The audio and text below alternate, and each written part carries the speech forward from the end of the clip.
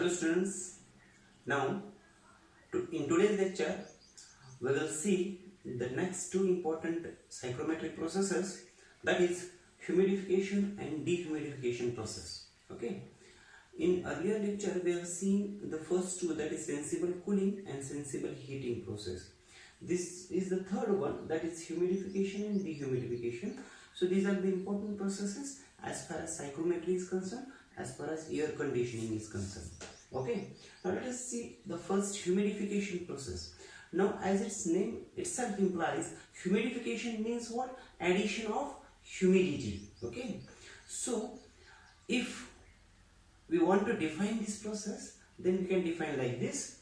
Humidification is nothing but the addition of moisture in the air by keeping its dry bulb temperature, that is DBT, constant.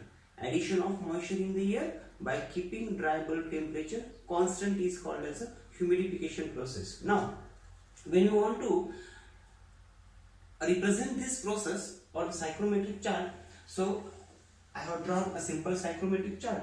We know that on horizontal baseline there is a dry bulb temperature, on vertical right hand side line there is a omega, that is specific humidity. Okay, now when you want to represent this process on this chart, then we can represent like this. This is the process,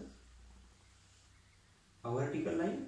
Okay, this is the point number 1, this is the point number 2, and direction is from bottom to top. Now this process is nothing but the humidification process. Here at start, that is at point 1, consider this is the TD, DBT, dry bulb temperature, which is constant. By keeping the dry bulb temperature constant, the humidity at initial point is omega 1, and at final state of this process it is omega 2. Means what? Humidity has been increases. Okay, now the increase in humidity or addition of humidity without change in dry bulb temperature is called as a humidification process, and this is represented by a vertical line on psychrometric chart, and arrow will be from downward to upward. Now we know that if you want to calculate enthalpy during this process, consider this is the enthalpy line, this is the initial enthalpy H1, this is the final enthalpy H2. Let us see final enthalpy H2. Okay, now this H2 minus H1 is nothing but the latent heat. It is called as a latent heat. Remember, latent heat. And during humidification process, as we can see that omega 1 is less than omega 2, means what? Specific humidity increases, as well as consider these are the relative humidity line, phi 2 and this is phi 1. Okay, if this phi 1 is the initial relative humidity, this is the final relative humidity, then we can say that relative humidity increases, specific humidity increases, as well as enthalpy during this process increases, and dBT kept constant. This is the humidification process. Now next is dehumidification process. Now let us see.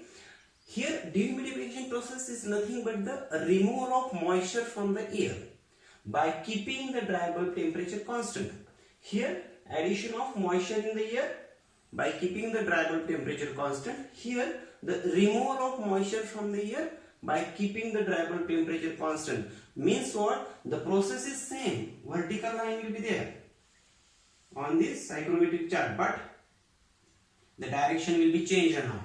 This is the initial point 1, this is the final point 2, and arrow will be from upward to downward. Means what? Humidity at the initial state of the process is omega 1 and final state of the process is omega 2. Dry bulb temperature TD kept constant. Now tell me, what is the Effect of this process on specific humidity. Specific humidity is decreased from initial state to final state. Means what? This process is called as a dehumidification process. Specific humidity means moisture content in the air is decreases.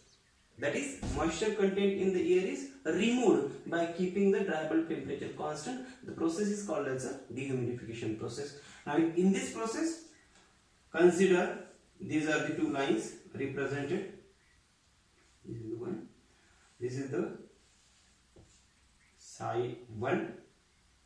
This is the phi 2. Phi 1 and phi 2 are the relative humidities. And consider this is initial enthalpy H1, final enthalpy H2. Now what is the process? What is the effect on enthalpy?